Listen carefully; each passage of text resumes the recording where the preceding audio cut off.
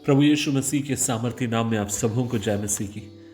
अजीज़ों, आज एक खास संदेश मैं आपके साथ बांटना चाहता हूं जो आपको मुझे मिलता है पहला तीमुथियुस अध्याय 1 उसकी 18वीं आयत पर लिखा है, हे मेरे पुत्र तीमुथियुस, उन भविष्यवाणियों के अनुसार जो पहले तेरे विषय में की गई थी मैं यह आज्ञा सौंपता हूं कि उनके अनुसार अच्छी लड़ाई को लड़ते रह। उसकी 19वीं आयत, और विश्वास और उस अच्छे विवेक को थामे रह जिससे दूर करने के कारण कितनों का विश्वास रूपी जहाज डूब गया है।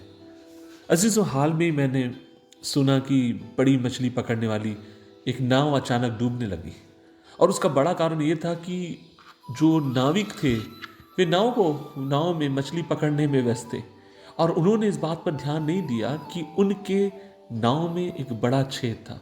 एक तरफ वो मेहनत कर रहे हैं और मछली पकड़ रहे हैं, दूसरे तरफ धीरे धीरे धीरे उनकी नावें वहां पर डूबते जा रही हैं, लेकिन आसपास कुछ और नावें होने के कारण उन्होंने उस डूबने वाली नाव को बचा लिया। और यहां पर आप और मैं देखते हैं कि प्रेरित पौलुस भी उसी प्रकार का एक उदाहरण वहां पर वो देता है। क्या आप इस बात को जानते हैं कि प्राचीन इफिसियुस जो शहर था जहां पर तीमुथियुस पासबान था, वो एक बंदरगाह शहर था जहां पर बड़े जहाजों का आवागमन हुआ करता था। और पौलुस उसी संदर्भ में तीमुथियुस को यह आज्ञा देता और कहता है कि अच्छी लड़ाई लड़ो और अपने जहाज को डूबने से बचाओ। और इन शब्दों का प्रयोग कर कर वो तीमुथियुस से यह कहना चाहता है कि तीमुथियुस, ये तेरी जिम्मेदारी है कि तू अपने लोगों के प्राणों को बचाने वाला हो।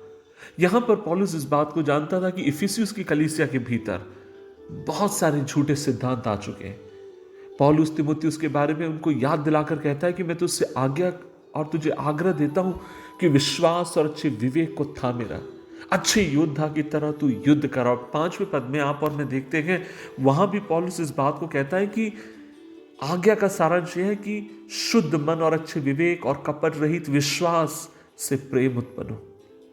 अजीजों, कहने का मतलब यह है, पौलुस उसे उत्साहित करता और वो कहता है कि विश्वास को थामे रह और झूठी शिक्षाओं के विरुद्ध में खड़े रहे। अजीजों, हमारे दैनिक मसीह जीवन में आज हमें विश्वास और एक अच्छे विवेक को थामे रहना हमारे लिए महत्वपूर्ण है।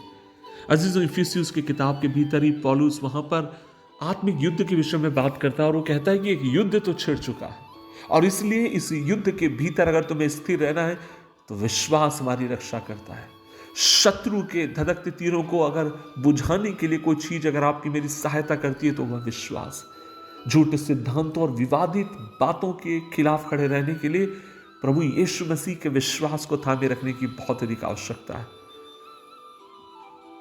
आज मैं आपसे कहना चाहता हूं, जिन लोगों के बीच में आज आप और मैं रहते हैं, जिस समाज में आप और मैं रहते हैं, न जाने कितने दुरुपदेश, न जाने कितनी ऐसी झूठी शिक्षाओं को आप और मैं पनपते हुए देखते हैं। हर दिन एक नई झूठी शिक्षा, हर दिन एक नई झूठी बातें कलीसिया के भीतर उठकर खड़े हो जाती हैं। और दुख की बात यह है, जब चुने गए लोग भरमाए जाते हैं और वे इन झूठी शिक्षाओं पर मन लगाते हैं। मैं इस समय पंजाब में रहता हूं और मैं देखता हूं कि नित्य रोज एक नई शिक्षा यहां निकल कर आती है। नित्य रोज लोग नई नई शिक्षाओं को, नई नई भविष्यवाणियों की बातों को, नई नई बातों को जो परमेश्वर के वचन में दूर दूर तक उनका कोई लेना देना नहीं है, उन बातों को लेकर आते। हाल में मैं किसी प्रचारक को सुन रहा था जो ये कहता था कि अगर विचार करते हैं और बुराई में फंसे जाते हैं तो परमेश्वर आपको तेल में पकोड़े के समान तलेगा।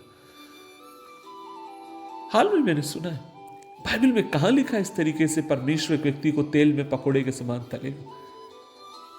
कहने का मतलब यह है, आपको मुझे अति आवश्यक है कि विश्वास की रखवाली करें, अपने चर्च में आने वाले हर एक दुरुपदेश के विरुद्ध में खड़े रहें, प्रभु के वचन की सच्चाई लेकर।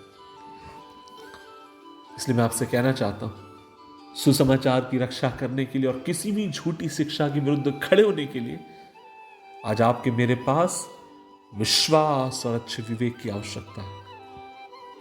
और जब विश्वास और अच्छा विवेक आपके मेरे पास होगा तब आप और मैं परमेश्वर के वचन के ऊपर ध्यान केंद्रित करेंगे, परमेश्वर और मसीह को आप ऊंचा करेंगे और अपने आप को, अपने जीवन को नाश होने से बचाएंगे।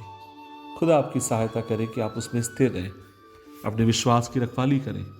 प्रभु आपकी सहायता करे कि आप अपने विवेक को शुद्ध बनाए रखें, ताकि उसके द्वारा आपके जीवन के ऊपर परमेश्वर अपनी आशीष को ढेलने पाए। आइए मिलकर दुआ करें।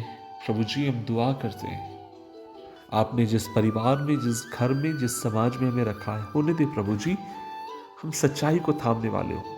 होने दे प्रभु जी तमाम झूठे उपदेशों के विरुद्ध में हम खड़े रहने वाले हो। मदद कर, अपने पवित्र लहू में हमें ढांपे रख। एक ऐसा जीवन दे जिसके द्वारा सिर्फ और सिर्फ तेरा नाम महिमा पाए। यीशु मसीह के नाम से मांगते हैं, आमीन, आमीन, आमीन।